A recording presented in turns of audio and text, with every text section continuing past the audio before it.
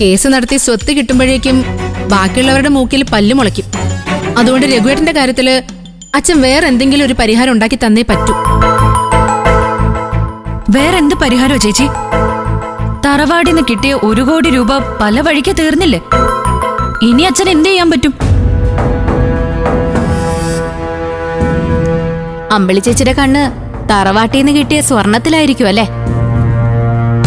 അതേടി, ആ സ്വർണം ബാങ്ക് ലോക്കറിൽ കിടന്നിട്ട് ആർക്കും ഒരു ഉപയോഗവുമില്ല. അത് പണയം വെച്ച് കിട്ടുന്നത്ര പണം അച്ഛൻ രഘുവേട്ടന് കൊടുക്കണം. ഇനിയെങ്കിലും ഞങ്ങളുടെ അടിത്തറ ഉറപ്പുവരുത്തണം. രഘുവേട്ടന്റെയും ചേച്ചിയുടെ അതേ അവസ്ഥ തന്നെ ചേച്ചി ഇപ്പൊ എന്റെയും വിനയേട്ടന്റെയും. ഞങ്ങൾക്കും ജോലിയൊന്നുമില്ല.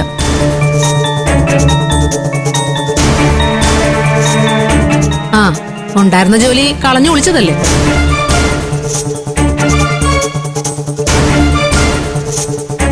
ഇവിടെ ഒരാൾ ഈ കുടുംബത്തിന് വേണ്ടി നെട്ടോട്ട് ഓടിയിട്ടാ ഇങ്ങനെ വഴിയാധാരമായിപ്പോയത്. അങ്ങനെ പറയില്ലേ ചേച്ചി.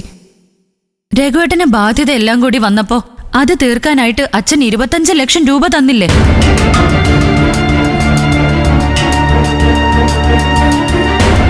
അങ്ങനെ ഓരോരുത്തർക്കും അച്ഛൻ ഓരോ വിധത്തിൽ കൊടുത്തിട്ടുണ്ട്. എന്നാ എനിക്കും വിനയേട്ടന് എന്താ കിട്ടിയിട്ടുള്ളത്? ഏയ് സീരു, നീ വെറുതെ അച്ഛനെ മുമ്പിൽ വെച്ച് കണക്കൊന്നും പറയല്ലേ. എനിക്കത് ഇഷ്ടമല്ലാന്ന് നിനക്കറിയാലോ. കണക്ക് പറഞ്ഞതല്ല, കാര്യം പറഞ്ഞതാ. കരയുന്ന കുഞ്ഞിനെ പാല് കൊടുക്കുന്നുണ്ടെങ്കിൽ കരഞ്ഞല്ലേ പറ്റൂ.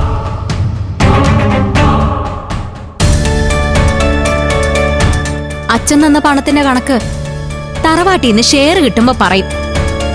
അതിന്റെ പേരിൽ അമ്മയുടെ ആഭരണങ്ങള് ആരും ഒറ്റയ്ക്കെടുക്കാന്ന് കരുതണ്ട. അതിലൊരു പങ്ക് അമ്മയുടെ ഓർമ്മയ്ക്കായി എനിക്ക് കിട്ടിയേ പറ്റൂ. മതി, നിർത്ത്.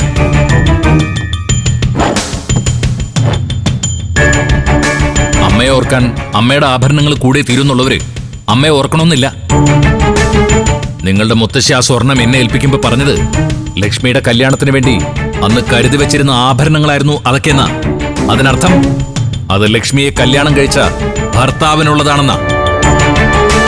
ഇതുവരെ ഞാൻ വിചാരിച്ചത് എന്റെ ലക്ഷ്മി എനിക്ക് തന്ന സ്വത്ത് എന്റെ മക്കളാണെന്നാ.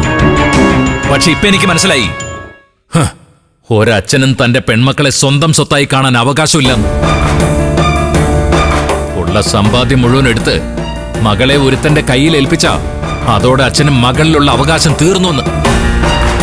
പിന്നെ ഭർത്താവാണ് അവൾക്കെല്ലാം, അവൾക്കുള്ളതെല്ലാം അവനുള്ളതാ. ഞാനും അങ്ങനെ ഒന്ന് ചിന്തിച്ചു നോക്കട്ടെ. എന്റെ ഭാര്യയുടെ പേരിൽ എനിക്ക് കിട്ടിയ സ്വർണം എനിക്ക് മാത്രം അവകാശപ്പെട്ടതാ. അതെന്ത് ചെയ്യണോന്ന് ഇനി ഞാൻ തീരുമാനിച്ചോളാം.